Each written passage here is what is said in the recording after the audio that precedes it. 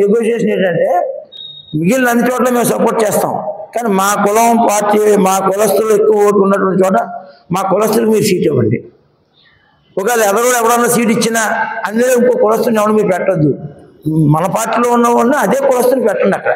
ఇప్పుడు వాడో వీడు ఎవరో గెలుస్తాడు, ఎవరు గెలిచినా కానీ పార్టీ వేరు కానీ కులస్తులు వాడే కదా.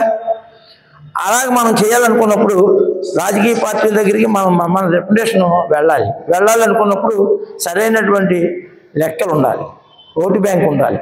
రెండు వల్ల ఏంటంటే 175 నియోజకవర్గాల్లోని 60-70 నియోజకవర్గాల్లో 25,000 ఓట్లు పైన ఉన్నటువంటివి ఉన్నాయి, 50,000 పైన ఉన్నటువంటి 10-12 దాకా ఉన్నాయి, 60-70 ఉన్నటువంటి 4-5 ఉన్నాయి. అందువల్ల ఆ ప్రాంతాల్లో మీరు మాకు ఇవ్వాల్సిన సీట్లు మాకు ఇవ్వండి, మీ సీట్లు మీ ఏమవుతున్నాయంటే ఓట్లు మనకి సీట్లు ఆలయ అవుతున్నాయి. ఇస్తున్నారు, సుఖమే ఉంది. ఒక చేనేతకి సీట్ ఇస్తున్నారు, వాడి మీద డబ్బులు ఖర్చు పెట్టి ఒక అగ్రికల్చర్ నిలబెడుతున్నారు. వీడేమో జెండాలు కట్టుకోవడానికి వీడి దగ్గర డబ్బులు ఉండవు, వాడేమో ఓటుకి 5,000 ఇచ్చి డబ్బులు కొనేస్తాడు. అందువల్ల మన వాళ్ళు గెలడం కూడా కష్టం. మాకు ఏంటంటే ఐకమత్యంతోనే వీళ్ళు ఏమన్నా సాధించగలరు.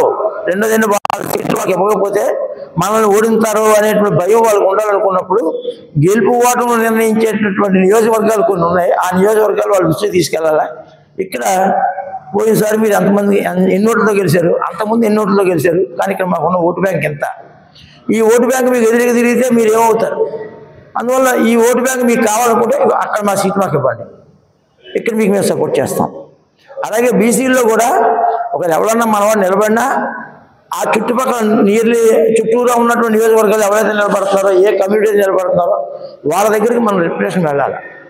ఇక మీ నియోజకవర్గంలో మాకు ఎంత ఓటు బ్యాంక్ ఉంది, మేము నిలబడిన చోట మీకు ఎంత లోగా ఉంది, మీరు మాకు సపోర్ట్ చేయండి, మేము మీకు సపోర్ట్ చేస్తాం పార్టీలకు అతీతంగా అనేటటువంటి పద్ధతుల్లో మనం వ్యవహరించాలి తప్ప రాజకీయంగా ఐకమత్యం అని ఇప్పుడు నాకు 79 సంవత్సరాలు, 53 ఎలక్షన్ నుంచి నాకు తెలుసు.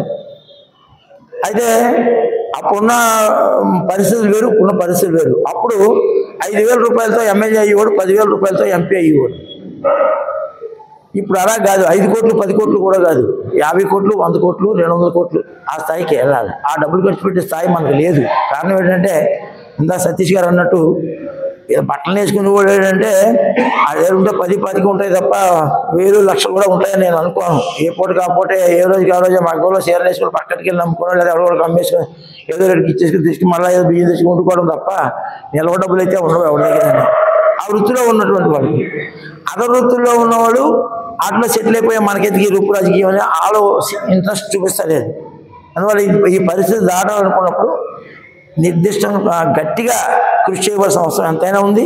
అలాగే ఇప్పుడు నాయకులు అనుకున్న వాళ్ళు అందరూ కూడా గతానికి ఇప్పటికీ చాలా తేడా ఉంది. గతంలో వాళ్ళు ప్రజల గురించి పనిచేశారు, ఇప్పుడున్న నాయకులు వాళ్ళ కుటుంబాల గురించి పనిచేసుకుంటున్నారు.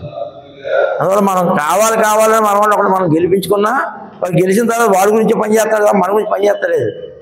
చట్టసభల్లో మనం మాట్లాడే స్థాయి రావాలనుకున్నప్పుడు చట్టసభల్లో మన గురించి మాట్లాడే వాళ్ళు ఒకళ్ళు ఉండాలి. బీసీల్లో కూడా కొంతమంది ఇప్పుడు ఏంటంటే యాదవులు ఉన్నారు, అన్ని సీట్లు మాకే ఇస్తున్నారు.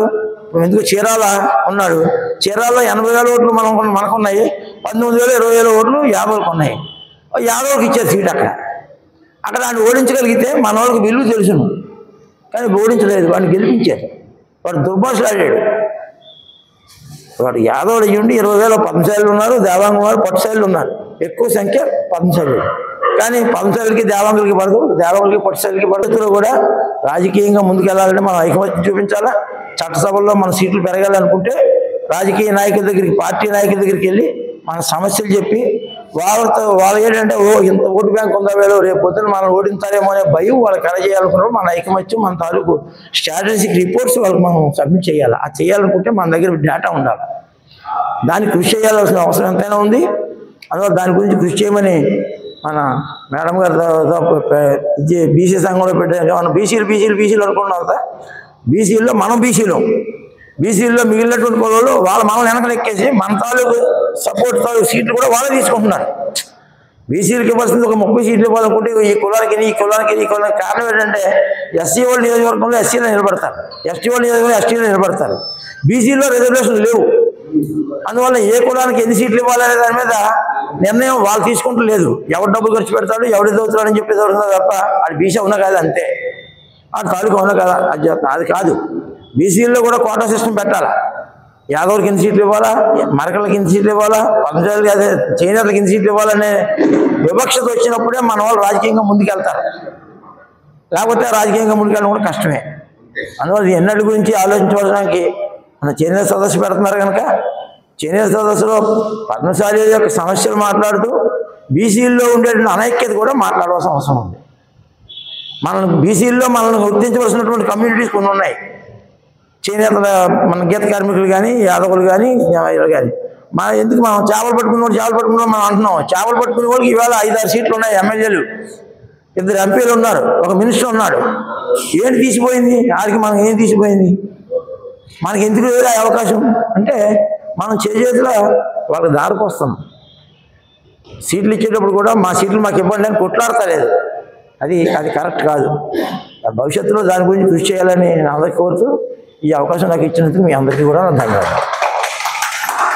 ఈశ్వరుడికి నమస్కారం, ఆంజనేయ స్వామికి నమస్కారం. అలాగే పద్మశాలి యావత్ కుటుంబాలకు మార్కండేయ అని గోత్రం చెప్పించుకున్న ఆ మహానుభావుడికి కూడా అందరి తరపున నమస్కరిస్తూ ఇక్కడికి వచ్చినటువంటి పెద్దలకి ఈ మీటింగు అంటే ఈ సమావేశానికి అక్కడ చీరాల్లో జరిగిన సమావేశానికి మనల్ని అందరినీ ఆహ్వానించడానికి వచ్చినట్టు వారికి కూడా ప్రత్యేక కృతజ్ఞతలు.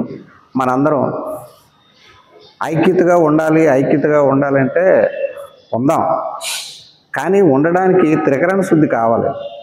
మన పక్కోడు బాధతో పడుతుంటే ఏదో పని ఉంది వెళ్ళిపోతుంటే కాదు, అయితే ఇవన్నీ చెప్పకపోతే చాలా విషయాలు ఉంటాయి.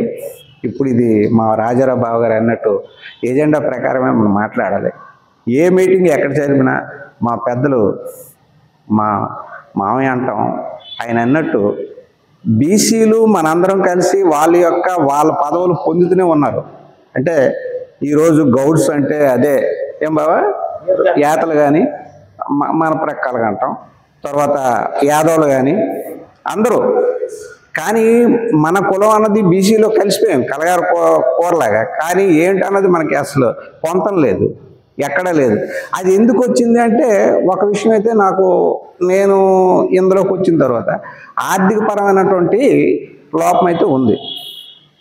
ఆర్థికంగా ఎవరైతే బాగలేరో వాళ్ళు గట్టిగా మాట్లాడలేరు, ముందుకు వెళ్ళలేరు. ఇలాంటి ప్రాబ్లమ్స్కి అన్నిటికీ మార్కండేయుడు పేరు పక్కన పెడితే ఈ పద్మశాలి కులస్తులో పుట్టి వాడు ఐఏఎస్ అవుతున్నాడు, సైంటిస్ట్ అవుతున్నాడు, పుట్టగానే పేరు నమోదు చేయగానే వాడు ఏ కులం అని అడుగుతున్నాడు. అలాగే మరణ ధ్రువపత్రం లేకపోతే అక్కడ శ్మశాన వాటికి వెళ్ళేటప్పుడు నువ్వు ఏ కులం అని అడుగుతున్నాడు, పేరు ఊరు రాసి.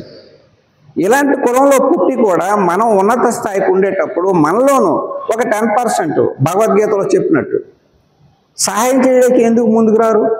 అప్పుడు ఎందుకు మన కులం బాగుపడదు? ఎవరు ఆలోచిస్తుండ్రు? ఎందుకు ఆలోచన రాలేదు? అందుకు ఇదంతా చెప్పవలసి వస్తే సాటి మనకి సహాయం చేయాలనుకుంటే త్రికరణ శుద్ధి కావాలి. నేనేమైపోతానని యుద్ధం మొదలెట్టుకుంటూ హనుమంతుడు ఇంక యుద్ధం చేయలేడు ఆ రాక్షసులతోని, దూకేశాడు సింగిల్గా. ఎవరైనా సాయం కావాలన్నా శ్రీమద్ రామాయణం నాకు ఎవరు సహాయం వద్దు అన్నాడు. ఎక్కడ కూడా అతని నుంచి నేర్చుకోండి.